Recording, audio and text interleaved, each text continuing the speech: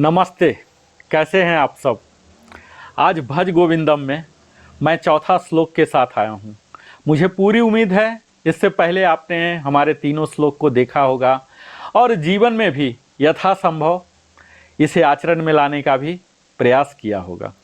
यह भज गोविंदम आदि गुरु शंकराचार्य की महान कृति है। इसमें उन्होंने हमें जीवन को किस प्रकार खुशहाल बनाएं, जीने के लिए सिखाए हैं। कैसे अध्यात्म की ओर मुड़ें, कैसे हम आत्मा को मुक्त करें, मोक्ष की प्राप्ति करें, अपने जीवन को आनंदमय और शांतिपूर्वक बिताएं। तमाम गुण को यहाँ सिखाया गया है अलग अलग श्लोक के माध्यम से। स्वयं आदि गुरु शंकराचार्य का जो जीवनी है वह भी प्रेरणा का स्रोत है। मैं पहले वीडियो में कवर कर लिया हूँ। यहाँ मैं प्रथम श्लोक आप सबों के सामने बताना चाहूँगा और मुझे उम्मीद है आप भी पाठ करेंगे इस प्रथम श्लोक का और फिर हम धीरे धीरे चलेंगे अपने पैटर्न के मुताबिक ही। मैं पहले श्लोक बोलूँगा, फिर उसका भावार्थ बोलेंगे, फिर व्याख्या करेंगे और फिर उदाहरण। और इसके साथ निश्चित है कि हम अपने वीडियो में टेक अवे पर विशेष ध्यान देते हैं, यानी कि आपको जीवन में यह किस प्रकार प्रासंगिक है, किस प्रकार यह कनेक्ट करता है, तो इन सभी पहलुओं पर हम बात करेंगे। तो आइए हम आज की चर्चा प्रारंभ करते हैं सबसे पहले भज गोविंदम की प्रथम श्लोक से। आइए हमारे साथ आप भी गुनगुनाइए। भज गोविंदम भज गोविंदम गोविंदम भज मूढ़मते संप्राप्ते सन्निहिते काले नहीं नहीं रक्षति डुकृत करणे। इसका मैं ऑलरेडी भावार्थ बता चुका हूँ, काफ़ी विस्तार में बता चुका हूँ। तो हम सीधा श्लोक नंबर 2 पर आते हैं और इसका भी पाठ करते हुए चलते हैं। मूढ़ जहि धनागम तृष्णाम कुरु सद्बुद्धिम मनसि विस्तृष्णाम यल्लभे से निज कर्मोपातम वित्तम तेन विनोदय पित्तम। इसका भी मैं भावार्थ बोल चुका हूँ। तो यहाँ हम तीसरा पर चलते हैं। तीसरा, नारी अस्तन भरनाभिदेशम दृष्ट्वा मागा मोहावेशम एतन्मासम वशाधिकारम मनसि विचिन्त्य वारं वारं। अब हम सीधा चलते हैं चौथा श्लोक पर, जिसे देखेंगे कि यह हमें क्या उद्देश्य से इन्होंने गढ़ा है। नलनीदलगत जलमति तरलम तद्जीवित मतिशय चपलम विद्धि व्याधि विवान ग्रस्तम लोक शोक हंतम च समस्तम। अब इसका हम भावार्थ देखते हैं। यहाँ जीवन को कमल पत्र पर पड़ी हुई पानी की बूंद के समान, जिसे हम ओस कहते हैं, इससे तुलना किया गया है और अनिश्चित और अल्प क्षण भंगुर है, ऐसा बताया गया है। यह समझ लें कि समस्त विश्व रोग, अहंकार और दुख में डूबा हुआ है। तो इसके द्वारा यहाँ क्या बताया जा रहा है कि हमें किस तरह से यह जीवन की वास्तविकता जो है इसे समझना है। आदि गुरु शंकराचार्य इस श्लोक के माध्यम से यह हमें बताना चाह रहे हैं कि किस प्रकार इस क्षण भंगुर जीवन है जो हमारी जीवन में अस्थिरता और अनिश्चितता है, इसे हमें समझना है और इसके साथ साथ संसार के जो वास्तविक स्वरूप हैं इसे भी समझने की जरूरत है।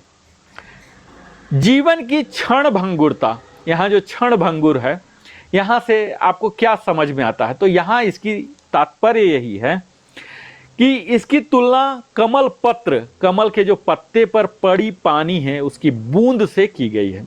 और ठीक उसी प्रकार जिस प्रकार वह बूंद किसी भी समय कमल पत्र से गिर सकती है और अपना अस्तित्व समाप्त कर सकती है, ठीक उसी प्रकार हमारा जीवन भी अस्थिर और अल्पकालिक है।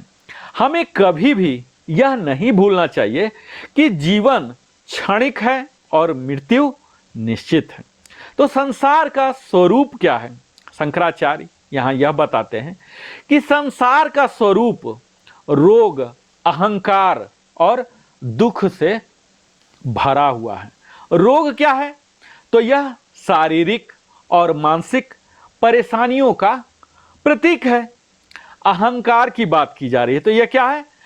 हम अपने ज्ञान, धन, संबंधों पर गर्व करने लगते हैं, लेकिन यह सब क्या है?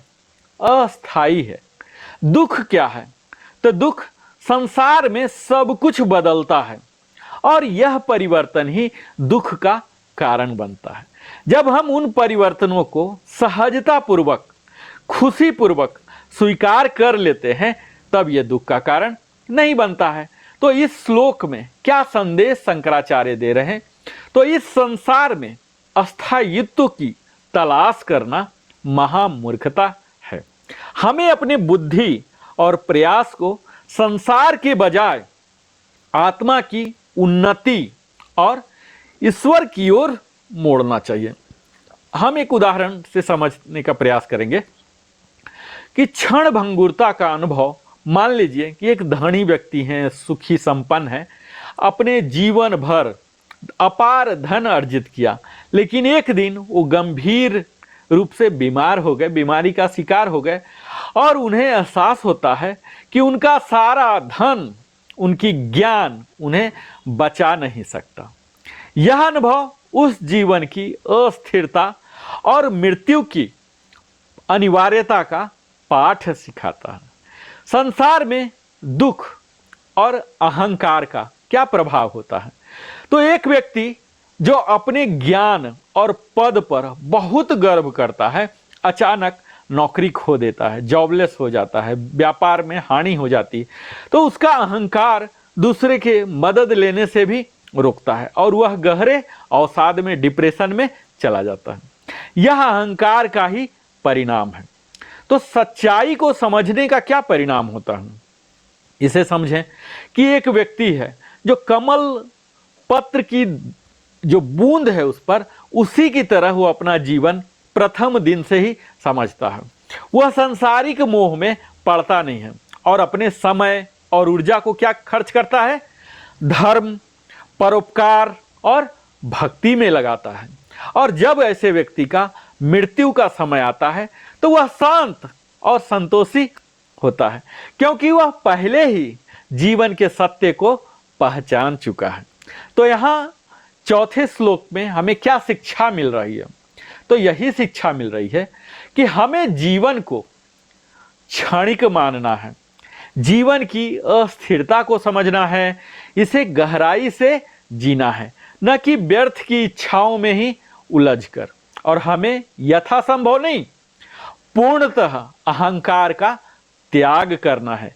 अहंकार से मुक्ति पाकर हम विनम्र और संतोष, जो पोलाइटनेस है और कंटेंटमेंट है, इसका एहसास कर सकते हैं। इसीलिए कहा जाता है, यहाँ शंकराचार्य कह रहे हैं कि विनम्रता और संतोष को अपने जीवन में अपनाएं और संसार की वास्तविकता को पहचाने, ऐसा उपदेश दिया जा रहा शंकराचार्य के द्वारा। क्योंकि संसार के जो रोग हैं, दुख हैं और अस्थिरता को जब तक हम नहीं समझेंगे, तब तक अपने आत्मा की उन्नति के लिए एक जो शुभ अवसर है, इसे हम गंवाते रहेंगे। और यहाँ कहा जा रहा कि आध्यात्मिकता का अभ्यास करें। इस जीवन की क्षण भंगुरता का बोध हमें ध्यान, भक्ति और परोपकार की ओर प्रेरित करता है। तो इस चौथे श्लोक में श्री शंकराचार्य यही उपदेश देना चाहते हैं कि हमें अपने जीवन की वास्तविकता का सामना करना है। इसी का प्रेरणा यहाँ दिया जा रहा, हमें सिखाती है कि संसार अस्थिर और दुखमय है। आप सोचेंगे कि हमेशा आप जहाँ जा रहे हैं तो रेड सिग्नल ही हो, तो यह तो कदापि नहीं होगा। रेड सिग्नल मिलेगा ही, ग्रीन सिग्नल हमेशा नहीं मिलेगा। ग्रीन रेड ये जीवन में इसी तरह से उतार चढ़ाव आते रहते हैं, अनुकूल परिस्थिति प्रतिकूल परिस्थिति। आपको अगर वास्तविक सफलता चाहिए तो जीवन में आप यह ले लें कि अधिकतम आप प्रतिकूल स्थिति के लिए ही तैयार रहें, तो निश्चित है होता क्या है, हम प्रतिकूल परिस्थितियों के से पहले ही डरकर और अपने कदम ही नहीं बढ़ाते हैं। तो यहाँ यही सिखाया जा रहा कि ये संपूर्ण संसार ही अस्थिर और दुखमय है। आप यह सोच लेंगे कि सुखमय है, आप उस दुखमय स्थिति में कैसे उसे टैकल करते हैं, कैसे मिटिगेट करते हैं, कैसे उसका सामना करते हैं, यह कला आपको सीखना है। यही यहाँ शंकराचार्य सिखा रहे हैं। और हमें अपनी संपूर्ण ऊर्जा पोटेंशियल को, ध्यान को भौतिक ऊर्जा के बजाय हम आत्मा और ईश्वर की ओर मोड़ना चाहिए, न कि इन सारी सांसारिक सुखों को इकट्ठा करने में हम लगा जाते हैं। ऐसा करने से हम शांति और मोक्ष प्राप्त कर सकते हैं। तो इस चौथे श्लोक में आदि गुरु शंकराचार्य मोक्ष और शांति को प्राप्त करने का एक सरल तरीका यहाँ बताया जा रहा है। वह क्या है?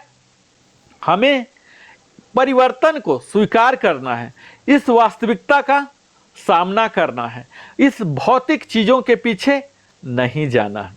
बहुत बहुत धन्यवाद। आप अपने जीवन का बहुमूल्य समय Narendra Kumar wellness consultant entrepreneur trainer के साथ लगाते हैं। मैं फिर से आता हूं अगला वीडियो 5वां श्लोक के साथ। तब तक बहुत बहुत धन्यवाद। और मैं यह मानता हूं कि हमारे वीडियो में अगर आप आए हैं तो अवश्य ही सब्सक्राइब कर दिए होंगे अभी तक। लाइक और कमेंट करके पूछें, बताएं। नोटिफिकेशन पाने के लिए बेल आइकन पुश कर दें। और मैं फिर मिलता हूं आपसे। बहुत बहुत